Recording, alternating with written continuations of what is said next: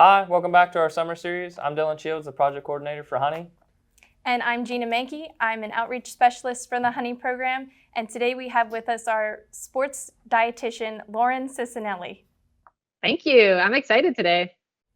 Lauren, thank you for joining us today. If you would tell us your degree and the field of work that you're in. Yeah, so my background is in exercise science as well as nutrition. Really going into college, I wanted to be able to combine those two fields and become a sports dietitian ultimately. So that's kind of the path that I took to get where I am today, and have had a few different roles in the meantime. But at this time, really my primary job is working with athletes, and I work with athletes from middle school, high school, and all the way up through adults, as well as some professional athletes. So kind of runs the gamut of, all different levels and abilities and all different types of goals for those athletes. Awesome. Thank you, Lauren. So kind of the goal of today's video will be to shed some light on whether the athlete's diet has anything to do with them advancing to the next level in their sport. So we're excited to explore that with you, and we have some questions. Perfect. I'm excited. All right, so our first question today is, what should athletes eat throughout the day and why?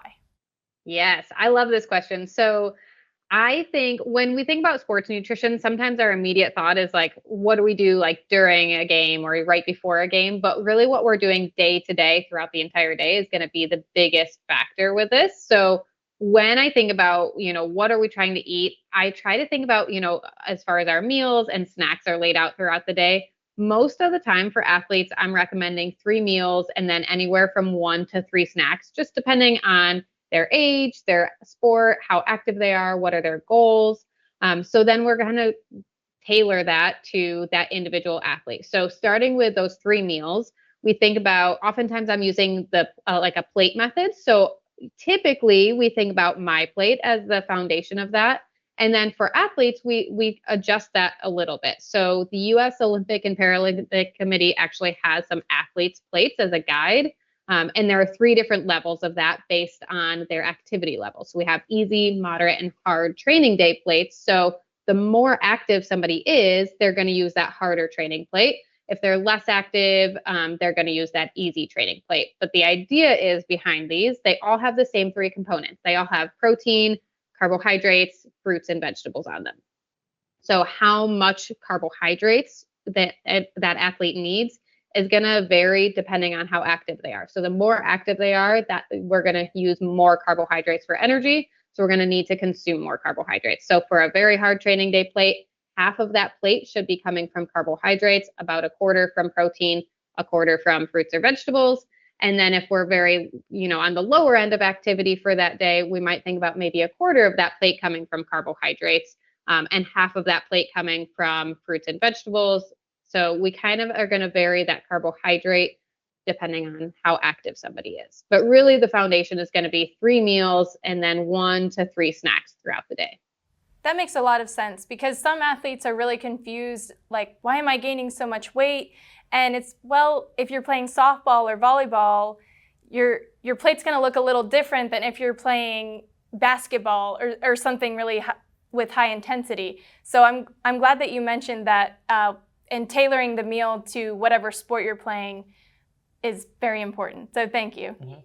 Yeah. So yeah, and that's kind of what I think about too. Of softball, baseball, we have these intermittent periods of activity compared to soccer or basketball, something where some of those athletes are running a lot more during the course of a game. So those athletes, basketball, soccer might have higher carbohydrate needs compared to that baseball, softball athlete. Yeah. So broadening off of that, Lauren, I know football season's right around the corner. A lot of people around the area are they're multi-sport athletes, so they play 3 sports, 2 sports at one time. It's very common. Due to football coming up, we'll have camp week, heat acclimation. What would you recommend for meals with that, since it's going to be a harder training day? Yeah, so especially when we have 2 sessions in a day or we're playing 2 different sports at the same time, we have to make sure that we're maximizing that carbohydrate intake. So when we break all of those, our different food groups down, so carbohydrates are our main source of energy and fuel.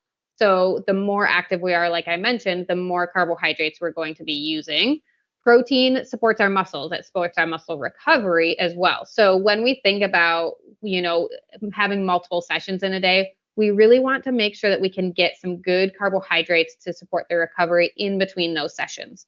Anytime we have less than like 24 hours or so to recover in between, we've got to try to get that carbohydrate source as soon as we can after that first training session. Really get that energy back into our muscles and get our body ready for that second training session. So carbohydrates are definitely going to be a key factor to pay attention to there.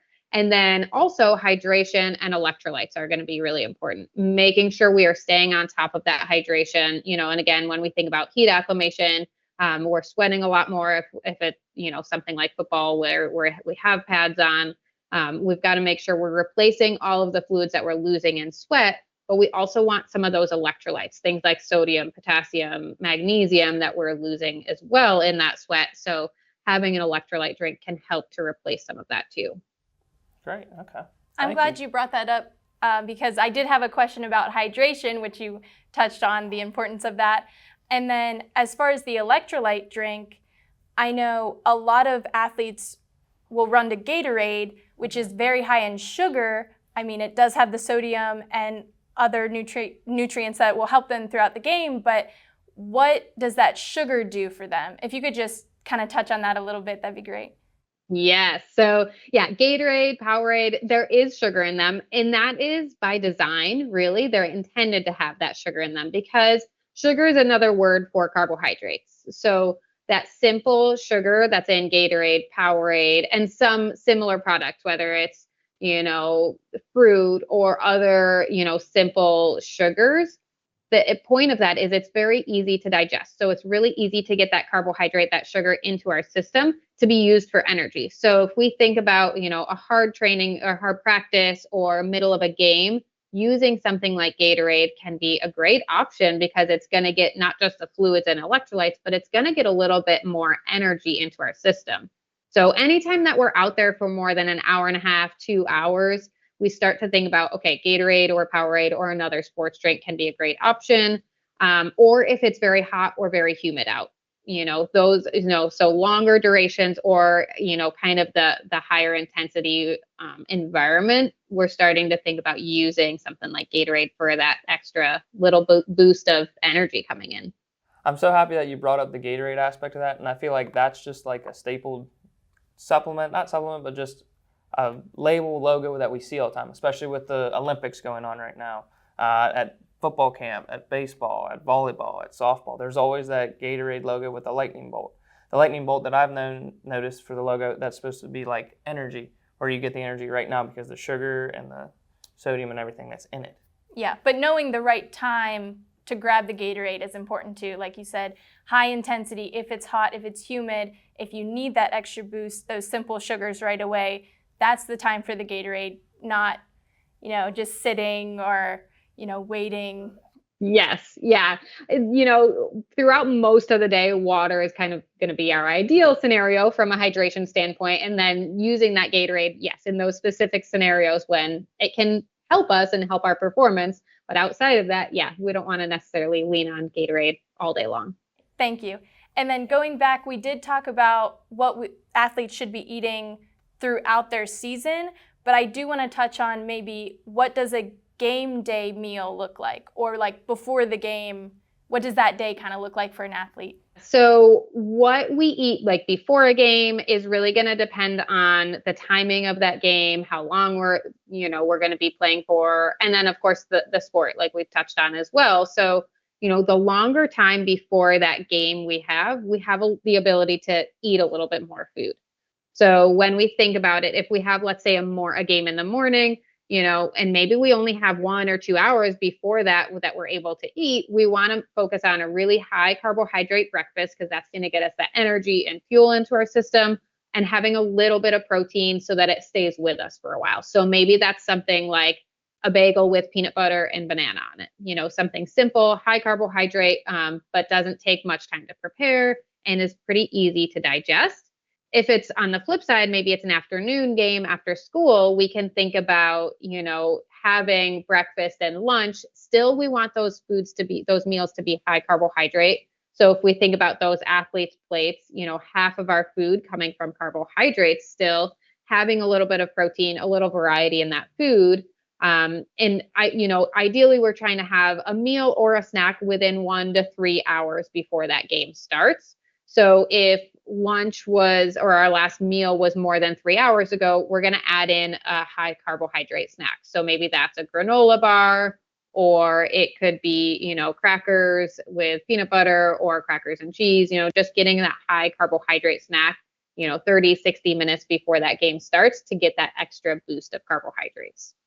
That makes a lot of sense. And these pregame meals are often provided and planned by the parents of the young athletes, and you had a lot of great tips there. But do you have any other advice directed towards the parents and whoever provides the pregame meal for the kids?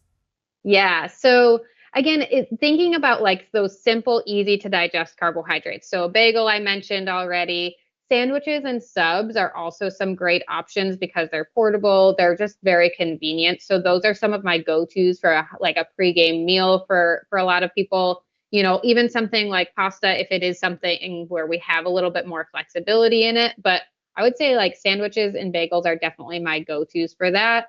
And then alternatives from a snack perspective would be, the granola bar. We could do fruit or fruit cups or applesauce cups. Something, again, that gets us that little bit of carbohydrates, but isn't going to sit very heavy in our stomach. Going off of that, Lauren, you said you work with young athletes to adult athletes. And the biggest thing that I've learned as a former athlete is time management. So a big thing with that, this question that has come is balancing school and sports.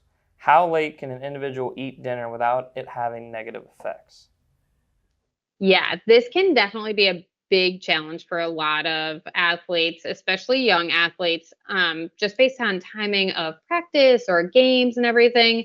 And one of the biggest things that I really encourage people to do when I'm working with them is, even if it's 9 or 10 o'clock at night, we need that good quality nutrition after practice or after a game. We've got to make sure that we can get some carbohydrates and protein in to support the recovery, right? So carbohydrates really are going to get that energy put back into our muscles. The protein is going to support that muscle recovery. So even if it's really late at night, we still want to make sure that we're getting that protein and carbohydrates. So we have some different options here too. So depending on how somebody feels physically eating that late at night, I find a lot of athletes are hungry at that time of day. So they're ready for a full meal, right? But even if it's dinner, their full normal dinner, chicken, potatoes, green beans, whatever it's, that meal looks like. A lot of times they're hungry. They're ready to eat that, even if it's late. And if somebody's not that hungry, and I find this sometimes more so with adults, or just depending on, that person and how their body tends to tolerate that food. Sometimes it might be a smoothie, it might be a smoothie where we're getting protein from like Greek yogurt. We add in some fruit. We make it a little bit simpler so that they're still getting that quality carbohydrates and protein, but it's in a little bit different form compared to a solid full meal. I'm so happy you brought up the protein aspect. A lot I know at a young age, some kids are developing at a younger age, develop when they're older. So sometimes you're trying to put weight on, or they're trying to drop weight or anything like that. Going off of that, would you touch on the aspect of overeating, and when in season there's a difference between trying to put weight on then and then the right time to put it on? Yeah. So, I mean, starting with like how much do we need, which is a very, like we've talked about, it's a very individual thing. So, using those plates as a guide and kind of adjusting as we go through, right? Because a lot of times for athletes, hunger is not always a great indicator of how much nutrition we need. Sometimes we feel more hungry, especially if we have a really high intensity workout. Sometimes that drives some people's hunger up. And for other people, it's going to really diminish their hunger. So, hunger is sometimes a good indicator, but not always our best indicator. So that's where, trying to come up with at least a routine and regular scheduled meals and snacks throughout the day. So for, a lot of athletes, that might be breakfast, lunch, a pre-practice snack, dinner, and then sometimes we're adding in another snack before bed, again, depending on what time dinner is. So trying to, have that kind of routine throughout the day where we're having 3 meals and then anywhere from 1 to 3 snacks. Um, and then depending on what that athlete's goals are, right? So if somebody is trying to put on weight, out of season is the best time to focus on weight, weight changes of any kind, because we don't want those weight changes to have any decrease on their performance. On the flip side, if somebody is a 2 or 3 sport athlete, they're probably playing sports all throughout the year. So there really is no off season. So trying to really be strategic with it, weight change is slow. Weight gain and weight loss are very slow. So, giving our body time to implement these things. So from, if somebody is trying to put on some weight, we're thinking about 3 meals and probably 3 snacks throughout the day, really trying to increase what we're eating from a carbohydrate as well as a protein standpoint. Because what I often see is we overemphasize the protein aspect of things, and we just don't get enough carbohydrates to support the energy that we need. And that carbohydrate or that protein ends up being converted into energy rather than being used to build up muscle mass. And then the other side of it is sometimes we just find whatever food we can to try to put on weight, and it's not necessarily the best quality weight from a performance perspective or a health perspective. So really trying to make sure we're bringing the carbohydrate and the protein up to see that weight come on. Like you said right there, it just all comes down to what you're putting in your body. It all comes down to food and your nutrition. Yeah. And we have talked a lot about food, but I want to kind of shift the conversation because I know in middle school and high school, supplements can start to become very popular. So I just wanted to know your thoughts on that, whether it be like protein powders, pre-workout, energy drinks. Talk to me about that. Supplements are exactly what their name says, right? They're supplements. They're supplemental to our diet. So most of the time, food should be providing the nutrition that we need. We want food to be providing most of our energy, our nutrients that we're looking for, vitamins and minerals. But sometimes there might be a time and a place for certain supplements.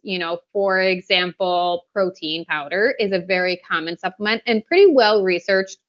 And there are some great quality options available for a protein powder. So it's a choice. Do we need it? No. However, it can be a convenient, easy way to boost up our total protein intake. But we can also get that protein from protein-rich foods, things like Greek yogurt, cheese, milk, eggs, meat, seafood, beans, lentils, nuts, and seeds. All of those are going to be good source of the protein as well. So those should be the foundation for our protein. Protein powder might be an option if we need that convenience or we are just trying to boost up our protein intake. So there are times where supplements might be an option, but it's not necessarily needed to reach those goals. And I would say another supplement that's extremely common would be creatine. So creatine is a supplement that I get questions about a lot. And I would say it's pretty much on par with protein powder as far as being the amount of research around creatine. Creatine is fairly safe. But what I tell athletes is it's not going to make a difference if your nutrition isn't there already, right? Nutrition is going to lay the foundations. So we want to make sure we have all of our bases covered from a nutrition and food standpoint. And then beyond that, if we are looking for another thing to add into our routine, creatine might be an option there too. Again, it is relatively safe. It's probably a good idea to still check in with your doctor or athletic trainer or other medical provider before adding something like that in. But in general, it is a pretty safe option. And then, of course, the other supplements or things that I get questions about are energy drinks. Lots of questions about energy drinks. Energy drinks, especially for adolescent athletes, I discourage them pretty strongly. So we know that excessive amounts of caffeine, as well as the other things that might be in those energy drinks, are not the best for young athletes. And what I find most often is that we're using them for an energy boost, right? That's an energy drink. We're using it to get more energy. But often we're doing that because we don't have enough literal energy in our body. Maybe we're not getting enough sleep. Sometimes we have control over that. Sometimes we don't. But, if we can get more sleep, or if we just are getting enough food coming in, that can start to take, to give us that boost that we're actually looking for. Caffeine just masks those signs of low energy and gives us like a false feeling of energy. Food is actually going to give us true energy to perform at the level that we're looking to. Thank you, Lauren. You've had some really great info so far. And before we wrap up, I just wanted to know if you had any thoughts about steroids, especially in the middle school and high school scene.